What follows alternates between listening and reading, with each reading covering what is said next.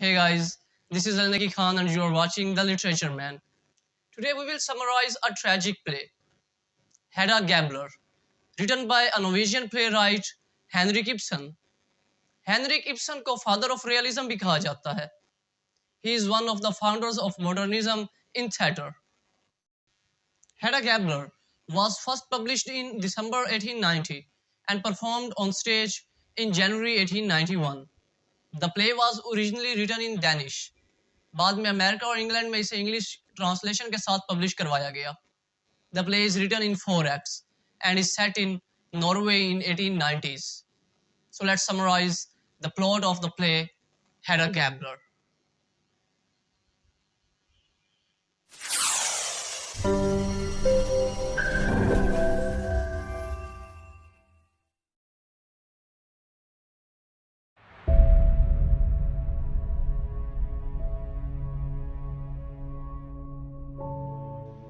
Hedda Gabler, a 29 years old girl, एक 29 साला लड़की जो कि इस प्ले में एक एंटी हीरो के तौर पर दिखाई गई है. एट द सेम टाइम ये इस प्ले की प्रोटैगनिस्ट भी है और एंटेगनिस्ट भी. She is the daughter of general Gabler. एक अरिस्टोक्रेट यानी अमीर बाप की बेटी होने की वजह से उसे किसी चीज़ की कमी का सामना नहीं होता, मगर सर पर माँ का साया ना होना और बाप का लाड़ प्यार ये सब उस पर कुछ इस तरह असरअंदाज होते हैं कि वो सोसाइटी के बनाए गए रूल्स के खिलाफ जाकर दूसरों को धोखा देने लगती है. जॉर्ज टेस्मैन, हेडाज हस्बैंड, एक ऑब्सेसिव यानी खबती जनूनी किस्म का स्कॉलर है जो कि अपने हनीमून का ज़्यादातर वक्त बीवी की बजाय किताबों के साथ गुजारता है. ही लव्स हिज वाइफ हेडा, मगर जहाँ एक तरफ हेडा सोसाइटी के बनाए गए असूलों से फरार हासिल करना चाहती है, वहीं टेस्मैन उन असूलों की पाबंदी करता दिखाई देता है. आंट जूलिया टेस्मैन की आंट है, जिसे आंट जूली के नाम से भी बुलाया जाता है. टेस्मैन के पेरेंट्स के इंतकाल के बाद आंट जूली ने इसकी परवरिश की और वो टेस्मैन और हेडा की शादी को लेकर खुश है, मगर जानती है कि टेस्मैन फाइनेंशियली इतना स्ट्रॉन्ग नहीं है कि बीवी को सपोर्ट कर सके. जज Brack is a friend of both Tesman and Hedda, दोनों का दोस्त है और हेडा के साथ रिलेशनशिप में रह चुका है. इसी बिना पर वो अक्सर हेडा को ब्लैकमेल करता रहता है. ठीक हेडा की तरह ये भी एक मकार फरेबी शख्स है. ये एक मामूली सा जज है. Eilert Lovborg is also a main character. अगर हम नॉलेज की बात करें तो लवबोर्ग टेस्मैन का सबसे बड़ा हरीफ यानी राइवल है. वो जिस तरह शायर कहते हैं ना कि शायरी अल्हाम होती है, ठीक इसी तरह लवबोर्ग एक अल्हामी किस्म का स्कॉलर और राइटर है, जबकि टेस्मैन एक डल टाइप का स्कॉलर है. लवबोर्ग 2 साल पहले शहर छोड़कर चला गया था, मगर अब अपनी नई किताब पब्लिश करवाने के लिए वापस आ गया है. थिया एल्वेस्टिड इज द लवर ऑफ लवबोर्ग. ये एक मीक यानी नरम मिजाज मोडेस्ट लड़की है. उसे डर है कि लवबोर्ग की शहर वापसी दोबारा उसे शराब नोशी यानी ड्रिंकिंग की तरफ न ले जाए. Now I have told you about major characters of the play, मगर यहाँ एक और बात वाजे करता चलूँ कि टेस्मैन और लवबोर्ग, हेडा और एल्वेस्टिड ये एक दूसरे के ऑपोजिट कैरेक्टर्स हैं. जहाँ टेस्मैन एक कुंज़ेन राइटर है, वहीं लवबोर्ग बहुत ज़हीन राइटर है, इंटेलिजेंट है. दूसरी तरफ हेडा एक मजबूत लड़की है, जबकि एल्वेस्टिड एक सीधी सादी नर्म मिजाज लड़की है.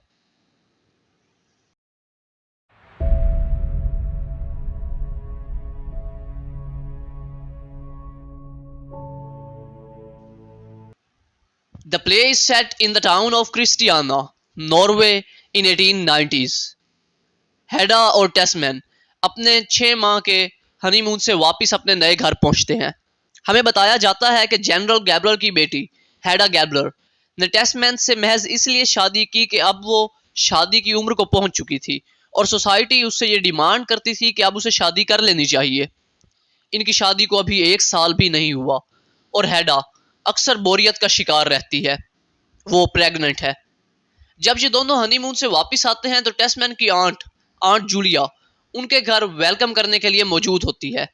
हेडा आंट जूलिया से मिलते ही उनकी हैट पर तनकीद करती है और काफ़ी बदतमीजी से बात करती है, जिसके बाद आंट जूलिया वहाँ से चली जाती है. इसके बाद थिया एल्वेस्टिड वहाँ आती है और टेस्मैन को बताती है कि उसका हरीफ लवबोर्ग शहर में वापस आ चुका है।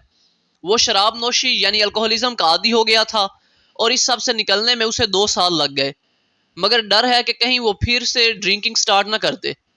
मिसिज इल्वेस्टेड के जाते ही जज ब्रैक वहां आ जाता है और वो टेस्टमैन को बताता है कि लाउबो को बहुत अच्छे से शहर में वेलकम किया गया है, उसकी नई किताब कामयाब रही है और जिस प्रोफेसरशिप के ख्वाब टेस्टमैन देख रहा था उसको पाने के लिए मेहनत कर रहा था, हो सकता है वो प्रोफेसरशिप लाउबो को मिल जाए। इसके बाद हेडा ब्रैक को अलहदगी में बताती है कि वो अपने हस्बैंड की ज्यादा केयर नहीं करती और वो चाहती है कि शादी के इन फजूल बोरियत वाले सालों में ब्रैक उसका साथ दे और उसकी तफरीह, उसकी इंटरटेनमेंट का जरिया बने।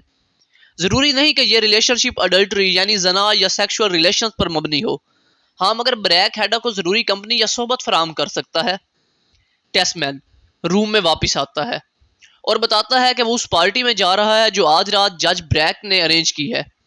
बहुत जल्द लाउबोर्ग भी शहर में पहुंच जाता है। वो इस चीज का एतराफ करता है कि बहुत अरसा पहले हेडा और वो यानी लाउबोर्ग अच्छे दोस्त हुआ करते थे, यहाँ तक कि वो हेडा से मोहब्बत करने लगा और फिर हेडा ने उसके साथ रिलेशन खत्म कर दिया, बल्कि उसे गोली मारने की धमकी भी दी।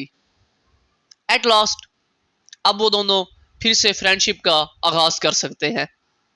मिसेस इल्वेस्टेड वहां आती हैं और हेडा इन दोनों इल्वेस्टेड और लाउबोर्ग कैसे कान भरती है कि ये एक दूसरे के खिलाफ हो जाएं, मतलब इनका रिलेशन खराब हो जाए। वो जानती है कि लाउबोर्ग और इल्वेस्टेड एक दूसरे से मोहब्बत करने लगे हैं। खैर, लाउबोर्ग इस पार्टी में जाने का फैसला करता है जहां टेस्टमैन और ब्रैक मौजूद हैं। वो अपनी मैन्युस्क्रिप्ट यानी हाथ से लिखी गई तहरीर साथ लेता है और पार्टी में चला जाता है। हेडा और इल्वेस्टेड तमाम रात मर्दों के वापस आने का इंतजार करती हैं। अगली सुबह टेस्टमैन वापस आता है और उसके हाथ में लाउबोर्ग की मैन्युस्क्रिप्ट है। उसका कहना है कि लाउबोर्ग जल्दी में अपनी मैन्युस्क्रिप्ट गिरा कर चला गया।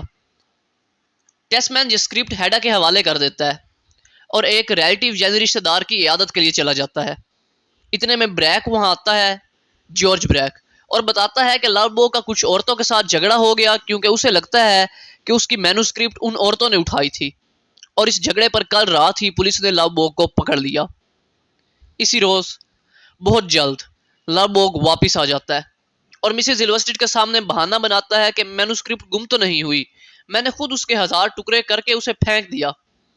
मिसेस इल्वेस्टेड वहां से चली जाती है और लाउबोर्ग हेडा को बताता है कि दरअसल वो मैन्युस्क्रिप्ट मुझसे गुम हो गई है। वो मैन्युस्क्रिप्ट लाउबोर्ग की अपनी तख्लीक थी, उसने उसे लिखा था। वो लाउबोर्ग को अपनी औलाद की तरह अजीज थी। वो इस गुमशुदा स्क्रिप्ट को अपना लॉस्ट चाइल्ड कहता है। हेडा लाउबोर्ग को नहीं बताती कि मैन्युस्क्रिप्ट उसके पास है, उसे टेस्टमैन ने लाकर दी थी, बल्कि वो लाउबोर्ग को शराब नोशी और खुदकुशी यानी सुसाइड के ख्यालात की तरफ राग़िब करती है।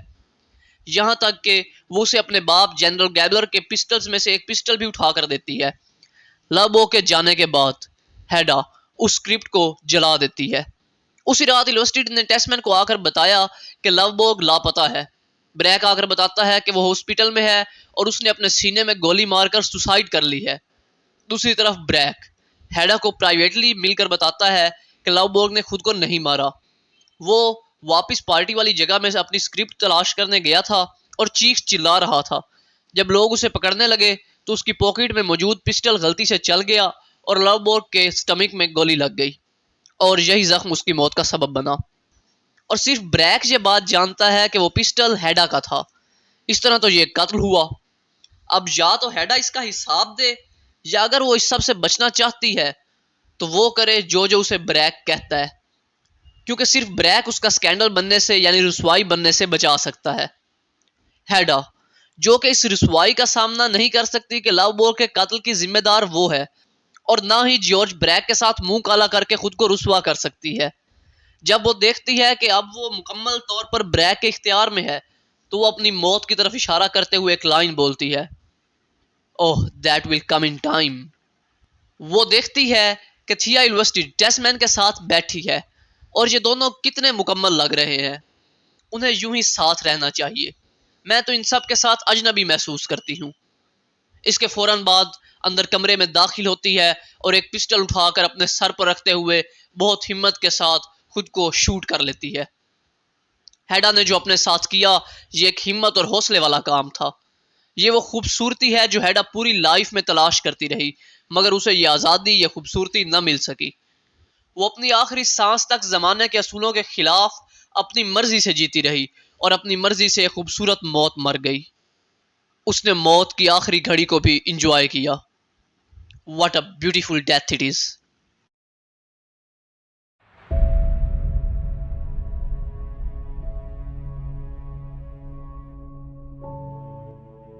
Marriage and love. प्ले के स्टार्ट में ही दो मेन कैरेक्टर्स की शादी का जिक्र किया जाता है, मगर दिखाया जाता है कि दोनों में लव यानी मोहब्बत नहीं है। दोनों ही शायद मजबूरन इस बंधन में बंधे हैं। Sexuality and jealousy. प्ले में दिखाया जाता है कि कैसे लवबर्ग और हेडा का माजी में रिलेशन था, और अब एक हस्बैंड के होते हुए भी हेडा जॉर्ज ब्रैक के साथ रिलेशन में है। वहीं दूसरी तरफ वो इल्वेस्टेड से जेलस भी है कि वो लवबर्ग से मोहब्बत क्यों करती है। Power and influence. प्ले में मौजूद हर करैक्टर दूसरे पर अपनी पावर और इन्फ्लुएंस यानी असर और रसूख कायम रखना चाहता है, specially Hedda. Feminism is also a theme in the play कि उस वक्त यानी 1890s में सोसाइटी की एक औरत को लेकर क्या तवक्कुआत या क्या एक्सपेक्टेशंस थी कि औरत को इस एज में शादी कर लेनी चाहिए, बच्चे पैदा करने चाहिए। इन्हें सोसाइटी के रूल्स या नॉर्म्स यानी स्टैंडर्ड्स से लड़ते लड़ते हेडा मर गई।